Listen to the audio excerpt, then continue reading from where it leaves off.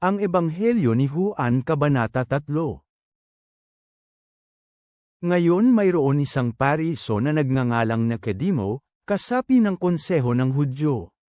Pumunta ang taong ito kay Jesus ng bandang gabi, at sinabi niya, "Rabi, alam namin ikaw ay isang guro galing sa Diyos dahil walang sino mang makagagawa ng mga tandang ito na ginawa mo maliban na nasa kanya ang Diyos."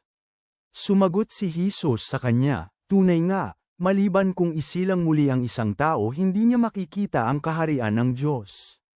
Sinabi ni Nicodemo sa kanya, "Paano ipapanganak ang isang tao kung siya ay matanda na?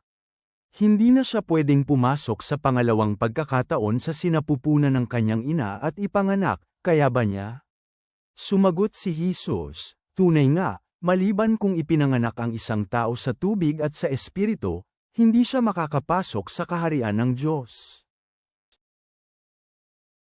Iyong ipanganak sa laman ay laman, at iyong ipanganak sa espiritu ay especially rito. Huwag kayong mamangha na sinabi ko sa inyo, dapat kayong ipanganak muli. Umiihip ang hangin kung saan niya gusto. Naririnig ninyo ang huni nito, ngunit hindi ninyo alam kung saan ito nagmula o kung saan ito pupunta. Gayon din naman ang sinumang isilang sa espiritu." Sumagot si Nicodemo, sinasabi, "Paano mangyayari ang mga bagay na ito?" Sinagot siya ni Jesus, "Ikaw ba ay guro ng Israel, at hindi mo naiintindihan ang mga bagay na ito? Tunay nga, sinasabi namin yung alam namin, at pinatotohanan yung nakita namin. Subalit kayong mga tao, hindi ninyo tinatanggap ang aming patuto. Kung sinabi ko sa iyo ang tungkol sa mga bagay na makalupa at hindi ka naniwala, paano ka maniniwala kung sasabihin ko sa iyo ang mga bagay na makalangit? Walang sino mang umakyat sa langit maliban ang bumaba mula sa langit, ang anak ng tao. Tulad ng pagtaas ni Moises ng ahas sa ilang, gayon din naman ang anak ng tao ay kailangang may taas, upang ang lahat ng mananampalataya sa kanya ay magkaroon ng buhay na walang hanggan." Dahil labis na inibig ng Diyos ang sangkatauhan, ibinigay niya ang kanyang natatangi at nag-iisang anak upang ang sinumang manalig sa kanya ay hindi mamatay ngunit magkakaroon ng buhay na walang hanggan. Dahil hindi isinugaw ng Diyos ang kanyang anak sa mundo para parusahan ang sangkatauhan, ngunit para ang mundo ay marapat na maligtas sa pamamagitan niya. Ang nananampalataya sa kanya ay hindi mahatulan. Ang hindi nananampalataya ay nahatulan na dahil hindi siya nananampalataya sa pangalan ng natatanging anak ng Diyos. Ito ang dahilan sa paghahatol, na ang ilaw ay dumating sa mundo, at minahal ng mga tao ang dilim kaysa ang liwanag dahil masama ang kanilang mga naging gawa. Dahil ang sinuman na gumagawa ng masama ay galit sa liwanag at hindi lumalapit sa ilaw upang ang kanyang mga gawa ay hindi malantad. Subalit ang gumagawa ng katotohanan ay lumalapit sa liwanag upang ang kanyang mga gawa ay malinaw na makita at ang mga iyon ay naganap dahil sa pagsunod sa Diyos. Pagkatapos nito, si Jesus at ang kanyang mga alagad ay pumunta sa lupain ng Judea. Doon siya ay naglalaan ng panahon kasama nila at nagbabautismo. Ngayon si Juan din ay nagbabautismo sa Inon malapit sa Salim dahil higit na marami ang tubig doon.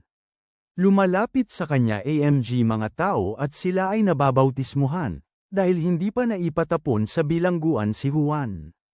Pagkatapos ay may lumitaw na alitan sa pagitan ng ilang alagad ni Juan at sa isang Hudyo tungkol sa seremonya ng paghuhugas. Pumunta sila kay Juan, at sinabi nila sa kanya, "Rabi, yung kasama mo sa ibayo ng ilog Jordan, na iyong pinatotohanan, tingnan mo, nagbabautismo siya at pumupunta ang lahat sa kanya." Sumagot si Juan, "Walang anumang bagay ang tatanggapin ng isang tao maliban na lamang kung ito ay ibinigay sa kanya mula sa langit. Kayo mismo ang makapagpapatunay na sinabi ko, hindi ako ang Kristo, sa halip sinabi ko, isinugo ako bago pa siya. Ang kasama ng ikakasal na babae ay ang ikakasal na lalaki. Ngayon ang kaibigan ng ikakasal na lalaki, na siyang nakatayo at nakikinig, ay labis ang tuwa dahil sa tinig ng ikakasal na lalaki. Ito ngang aking kagalakan ay naging ganap." Siya ay dapat may taas, subalit ako ay dapat may baba. Ang mula sa kaitaasan ay nakatataas sa lahat. Ang tagalupa ay nagmula sa lupa at nagsasalita ng mga bagay na makalupa. Ang mula sa langit ay nakatataas sa lahat. Nagpapatutuo siya kung ano ang kanyang nakita at narinig, ngunit walang taong tumatanggap sa kanyang patuto. Ang tumanggap sa kanyang patuto ay pinatunayan na totoo ang Diyos.